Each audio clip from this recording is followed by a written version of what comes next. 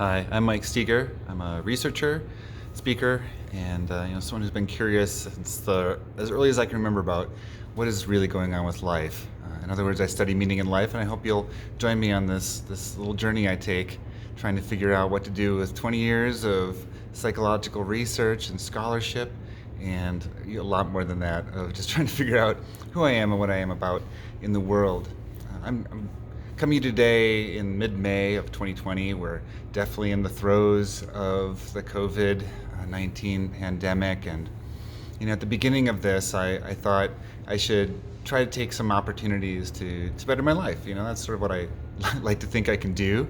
And so I wanted to make sure I was spending good time with my family. I wanted to make sure I was reading interesting stuff, and I decided I was going to be try to be smart about it, which usually doesn't work out so well for me. And I read a couple books that seemed just perfect. They've been sitting around my shelf for a long time. One was called The Plague by Albert Camus, which is an existential masterpiece written about what people go through when they're in a pandemic, essentially.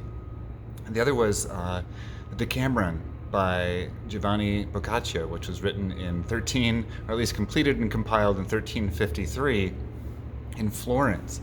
And what drew me to this Boccaccio's Decameron was the idea that it was created during the Black Plague, and it's about people sort of diverting themselves by telling each other stories during the 1348 explosion of the bubonic plague in Florence. So the setup is, 7 women and 3 men sort of go to villas outside of Florence, and they're supposed to tell each other stories.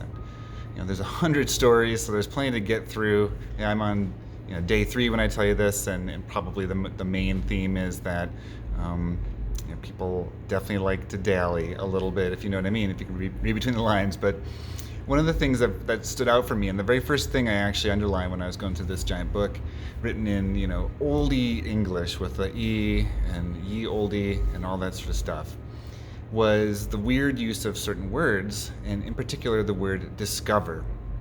So there are strange words like me seemeth and other things that really slow my reading ability down, but the use of discover took some getting used to. In society and in psychology and in the world around us, we're often told to go discover our purpose, as if we're explorers, and like Columbus discovered North America, even though people have been living there for tens of thousands of years. So we discover things, right? We go outside of ourselves, we look around, we try to figure out, okay, so how does Hinduism address the meaning of life? How does Christianity, Judaism, Islam, Buddhism, Jainism, all sorts of different approaches? How do those people and the big world out there discover meaning and purpose? And how can I use that knowledge to help myself? And I'll admit that that's a big part of the path I chose, which is trying to figure out, okay, what are the smart people saying? What are the sort of sayings that have stuck with us through the centuries? So if we keep telling them to each other, they must be pretty important. But in the Decameron, in this old-fashioned language, discover was used in a really odd way. So people would say things like, I will discover unto you my true identity.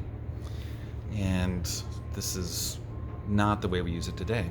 But what if we take this seriously and we say, okay, what if discovery is not about going out into the world and trying to figure out big things that we can't figure out for ourselves, but instead it's about revealing ourselves. It's about uncovering pieces of ourselves, really exploring inward. So how do we turn inward to start thinking about our purpose in life and our meaning in life?